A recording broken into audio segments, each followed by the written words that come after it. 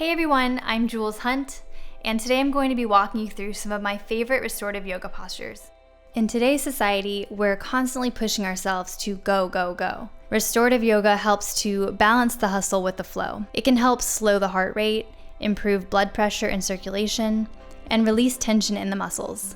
I personally practice restorative yoga with high-quality props to help me really sink into the depths of the pose and open up areas that I may otherwise not have been able to.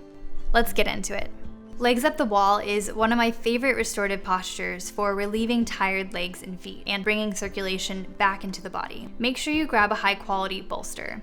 Mine is from Brentwood Home, and it's made of a really soft stretch knit fabric filled with all-natural buckwheat hulls. It uses no animal products or any toxic chemicals, so you can rest assured that this product supporting you is safe for the animals, the planet, and for your body. Place the bolster against the wall. Use your arms as kickstands as you gently bring your legs up onto the wall. Lower your back down onto the ground.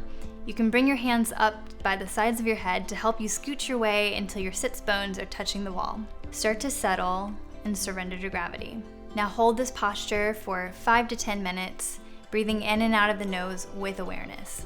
When you're ready to come down, press the soles of the feet onto the wall and push yourself back to give you a little bit of space. You can roll over onto your side and push yourself back up. Reclining bound angle is one of my all-time favorite postures for really opening up the hips, and it's absolutely clutch for stress relief. Reach for your pranayama pillow. The one I'm using today is one of my favorites because it's filled with natural buckwheat hulls and it's non-toxic. Start to slowly lower down, adjusting the pillow into the pocket of your back's natural arch. Next, bring the soles of your feet together. Let your knees open up wide. If you feel any discomfort in your knees, try adjusting your feet either closer to your bottom or further away to find what best serves your body.